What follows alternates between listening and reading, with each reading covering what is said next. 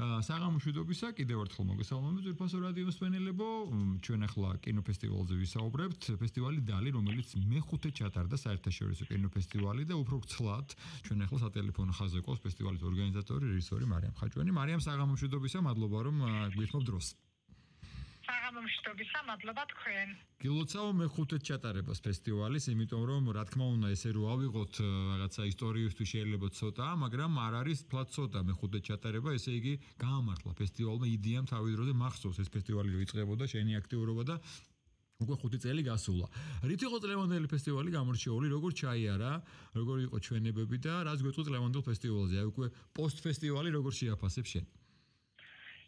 დიახ, წელს მე-5-ად ჩავატარეთ და სიმასე რო გითხრათ, ისე გაირბინა ამ 5 წელმა, რომ რაღაცნაირად დააჯერა, რომ უკვე მე-5 გამოშვება იყო ფესტივალის. წლევანდელმა წელმა ძალიან კარგად ჩაიარა, ძალიან საინტერესო სტუმრები გვყავდა, როგორც წინა წლებში, ისე და კონდა საინტერესო პროგრამა. ერთი ცუდი ის იყო, რომ სამწუხაროდ ყოველდღიურად წვიმები იყო და ამ ცოტა ხელი შეგვიშალა და ვერ ვაკეთებთ გარაჩვენებს. თუმცა თვითონ ლეო ფილიფანის სახელობის კინოთეატრში ტარდებოდა ჩვენებები და ძალიან კარგი იყო ეს ყველაფერი. ქონდა მასტერკლასები, პანელები და წელსაც საერთაშორისო იყო ცხადია, ხო, როგორც ვიცი? კი, რა თქმა უნდა, იმიტომ რომ ჩვენი ფოკუსია რომ მოვიწვიოთ საერთაშორისო პროგრამერები, სეილ აგენტები და სხვადასხვა ინდუსტრიის წარმომადგენლები, რომლებიც დაეხმარებიან ქართველ კინემატოგრაფისტებს გზის გაყოლაში და ასევე სხვადასხვა პროექტების განვითარებაში. მარიამ, თუ აქვს რაღაც კონკრეტული მიმართულება ან იდეა თქვენს ფესტივალს, იმიტომ რომ საბედნიეროდ რამდენიმე ფესტივალი იმართება, მათ შორის მესტიის ფესტივალიც არსებობს. თქვენი კიდე სხვა ფესტივალია დამოუკიდებელი, ვთქვათ რომ ისე სვანეთზეა საუბარი და სვანეთში ყველაფრის ჩატარება კარგია და მეტომეტეს კინოს ყურებას რაჯობია გინა ამეჩი და გინდა ამინდობაში, მაგრამ აი რაღაც განსაკუთრებული მიმართულება თუ აქვს ან იდეა ან ნიშა თქვენს ფესტივალს. დიახ, ჩვენ ფესტივალს აქვს კი, რა თქმა უნდა, მიმართულება აქვს, ინდუსტრიული მიმართულება აქვს და ჩვენი მიზანია მოვიწვიოთ საერთაშორისო პროგრამერები, სხვადასხვა ცნობილი რეჟისორები და გავცვალოთ კონტაქტები და ასევე რომელთა გამოცდილება და ის ანიშნავენ ქართველი რეჟისორებისთვის, არა მარტო ქართველი, იმიტომ რომ ყოველთვის ვცდილობთ რომ მოვიწვიოთ ისეთი ადამიანები, რომ არა მარტო ჩვენთვის, არამედ თვითონ ერთმანეთსაც საინტერესო იყოს ეს ყველაფერი და ამიტომაც არ რომ ფესტივალზე ყოველთვის ყველას უნდა დაბრუნება და არიან რეჟისორები, რომლებიც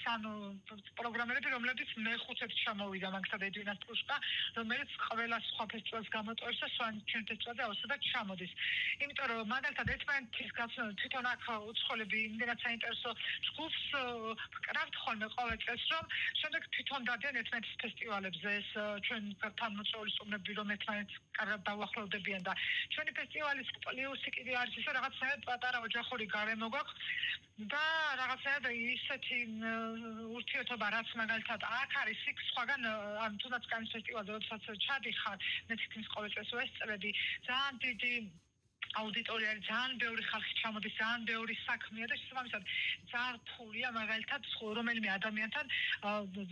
დაკონტაქტი ან თუნდაც 10 წუთი დაგითმოს ან თუ დაგითმობს შეიძლება ცოტა ხანში არ ახსოვდე და აქ უკვე საქართველოში სვანეთში თუნდაც კანის ხელმძღვანელი ყავდეს იმდენად ერთი კვირა ერთად დატარებ დროს რომ შეუძლებელი ეს ყველაფერი მთელი ცხოვრება არ გაგყოს და დაგავიზდეს და ამიტომ ძალიან კარგი ამისთვის ანუ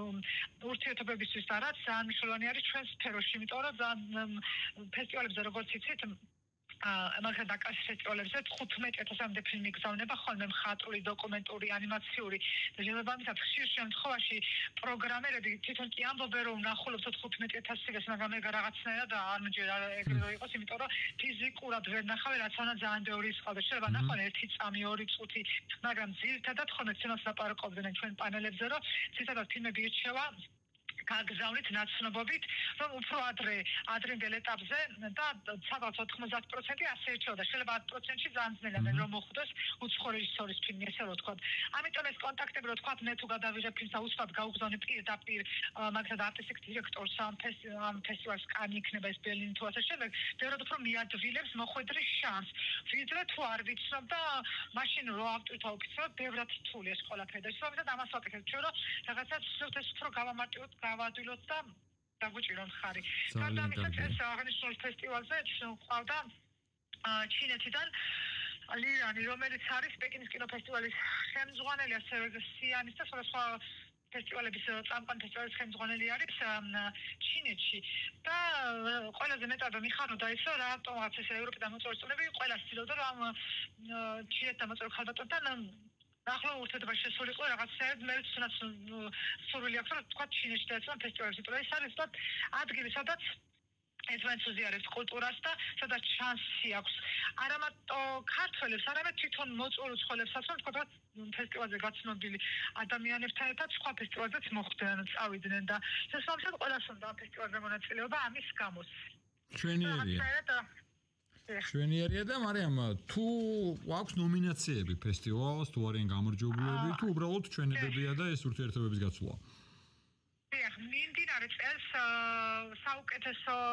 ანუ პრიზი გადავეცით საუკეთესო work progress-ში ქონდა 3 კონკურსი როგორც წეღანა უხნიშნე ფულადი პრიზები იყო და გადავეცით ედმონდ მინაშვილის და თენგო ასტაშვილის მოკლემეტრაჟიან ფილმს რომლებიც არიან work progress ეტაპზე იმიტომ რომ ჩვენ თვითონ უნდა გარდა კონტაქტებსა აუცილებელი არის კონკურსები სადაც ქართველ და უცხოელები მიიღებენ მონაწილეობას და ახალგაზრდებს უჭერთ შეძლებს დაგვარად ხარს და ასევე გადავეცით კინემატოგრაფში შეტანილი წყვილისთვის რუბენოსტუნს გადავეცით ხალხმერთი დალის ქანდაკება ეს პრიზი დავაწესეთ შაშამ და პირველი პრიზი მიიღო რუბენოსტუნმა და ყოველწლიურად იქნება ეს ალბათ ერთ მსახიობს ან ერთ რეჟისორს ავარჩევთ რომელსაც გადავცემთ ქანდაკებას